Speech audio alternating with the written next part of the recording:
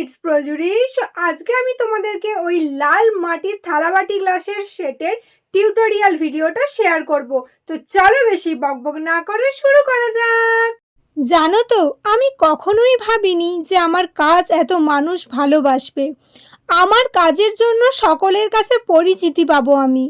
ছোট থেকেই ইচ্ছে ছিল ফাইন আর্টস নিয়ে পড়বো, কিন্তু তা পরিস্থিতির চাপে হয়ে ওঠেনি। পরিস্থিতির যতটা না জেদ, তার থেকেও বেশি জেদ আমার। যেমনই সময় আসুক, হাতের রং তুলিটাকে আমি ছাড়িনি, আঁকড়ে ধরে রেখেছি আর ধরে রাখবো। তোমাদের ভালোবাসায় অনেকটা পথ চলে এসেছি, আরও অনেকটা পথ চলা বাকি। আরও অনেক মানুষের কাছে আমার কাজ পৌঁছে দেওয়া বাকি।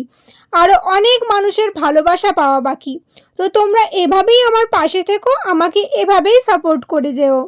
তো আজকের কাজ নিয়ে কিছু বলি। এই অর্ডারটা এসেছিল বাঁকুড়ার কতুলপুর থেকে। এটা ছিল একটা অন্নপ্রাশনের অর্ডার।